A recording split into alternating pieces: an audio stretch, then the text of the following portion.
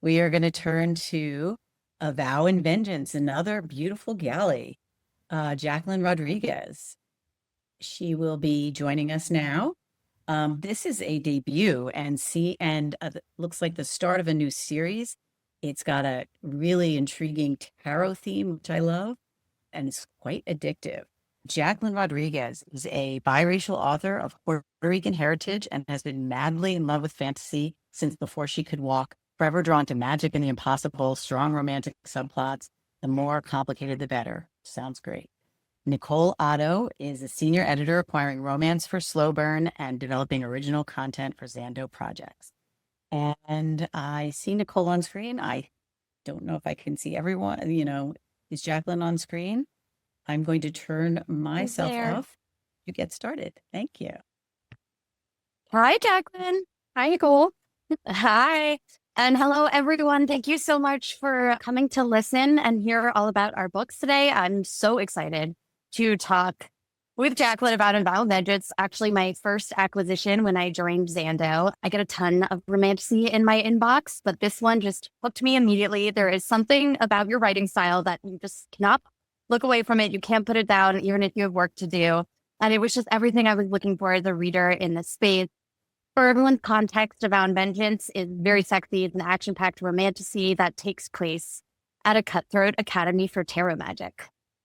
So, Jaclyn, my first question for you is about our amazing main characters, Rune and Draven. Rune starts the book doing what no one in her world wants to do, which is venturing into the scary and unknown immortal lands to find her stolen family. And there she meets Prince Draven, who is an immortal druid, on a quest for power. So how did you come up with these two? What drew you to them? So Rune's a character that I've wanted to write forever. She's Latina like me. She's bisexual like me. We have a lot of similarities, which also felt both very easy and very vulnerable to write someone that's a bit like you.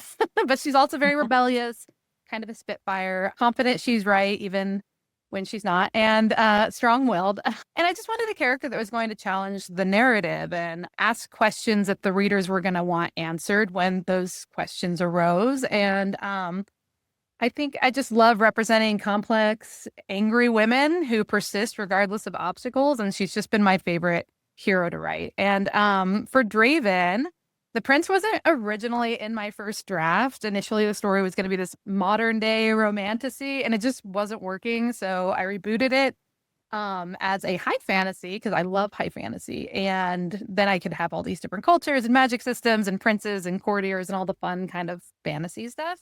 And I knew I wanted this love interest that was morally dark gray and rebellious and dynamic on the page. And when I was writing this election scene, I just knew I needed to have somebody that was going to do the choosing. And then Draven was born. And once he came onto the page with his banter with Rune, it just kind of shifted everything and made him the very clear love interest. And he's a great supportive love interest. It's very encouraging of our fiery, unapologetically ambitious FMC. So I love that. It's like, when you told me that, I was shocked. It was like he demanded to be in this world and in this story. You actually introduced me to my new favorite trope with these two, fake fated mates. The very clever take on the fated mate trope in romantasy and the fake dating trope, often in contemporary. These two, they make a deal to pretend that they're destined to each other to achieve their own ends. So can you speak a little bit about tropes in romance? How did you come up with this trope? What were some of your favorite tropes to include?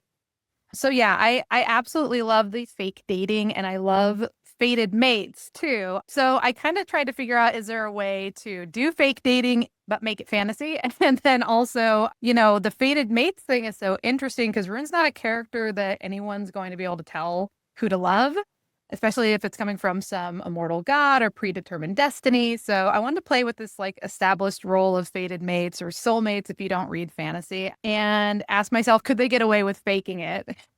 Which then allowed me to incorporate some more fun tropes like only one bed, which suddenly was justified because these characters need to smell like each other because these druids have heightened senses. Yeah. So I just loved exploring the choices versus destiny. What does it mean to choose someone when your soulmate does exist? And I was just excited to add all my favorite romantic tropes. Forced proximity, since the characters are the only two ones chosen by the world card in Century. So they're the only two people placed in their dorm or hearth. And then I got to include Toucher and Die and my absolute favorite, enemies to lovers. So Yeah. And they do not like each other when they first meet. That is certainly true. Yeah, I love, we've spoken a lot about this, but the idea of love being a choice, most of all, and how important a message that is, especially in like new adult readership, which A VOW in Vengeance definitely falls in. So in the book, let's get to the dark academia, because this was so much fun to read and edit. So Rune attends the Forge.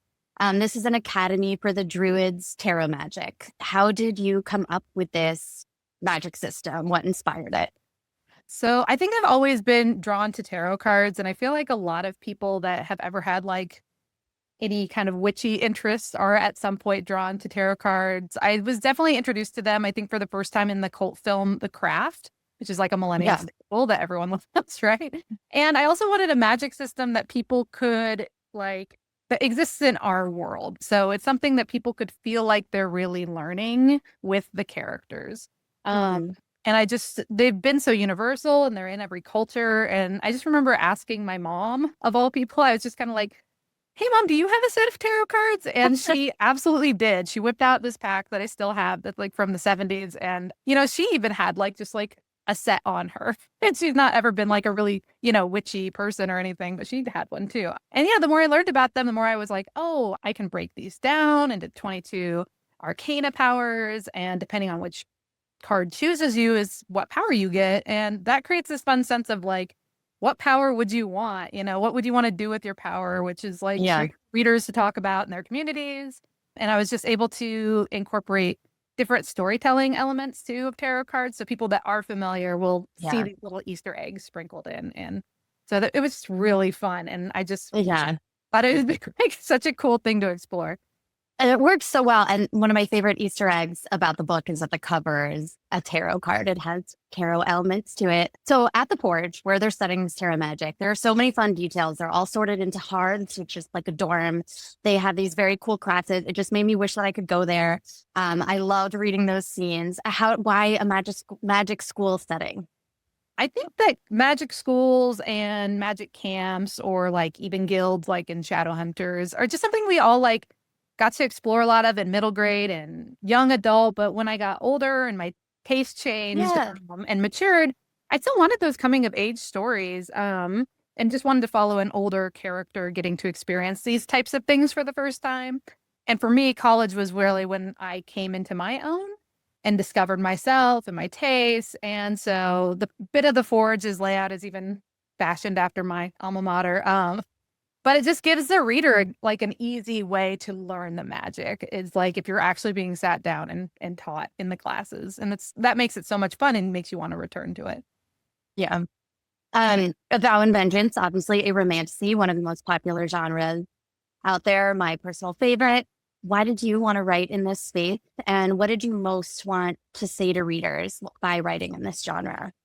I come from a fantasy background, so everything I've written has some kind of element of fantasy in it. And I love reading romantasy. They're like some of my absolute favorite books. There's so much tension. But I just kept noticing that there wasn't a lot of representation or options for like Latina coded characters or bisexual characters or queer characters, let alone brown queer characters. And it seems silly that the most fantastical out there part of a romantasy was representation of people that already exist. So for me, you know, I wanted to let people see themselves as the heroines of their favorite types of books. But broadly, I hope that readers all look at Rune's journey and connect to this character she's lost her family, she's lost everything, but she continues to pick herself up and keep going and come into her own. And there's found family, and she finds a beautiful love that she connects with deeply. And also in today's times, I would hope to provide a safe place of escape that you can return to again and again and serve as a comfort read. Yeah, absolutely. And you accomplish all of that. I've read the book 5 times as its editor, and I would read it 5 times more. I'm so excited for everybody to get a chance to get up in January. Jaclyn, can I ask one last question, which is if you could wield any tarot card, which would you want to wield and why? So I think my answer is the Hanged Man, which is like the ability to control time as a busy mom as well. I would love to be able to pause some things and get your sleep or do some writing or just get everything together. The other one that would be close would be the Death card that you can use to travel anywhere in the world. And so it'd be nice to skip the lines at TSA, right? Yeah, I know. Go to Paris for lunch. Yeah. It's so good to see you. Fantastic. I'm on board with that too. Those cards, they sound perfect. Thank you so much. This was great. And this is the thing that we always hope is going to happen at these events is happening, which is you are getting new readers that I can see already in the chat intending to read the book. So thank you again.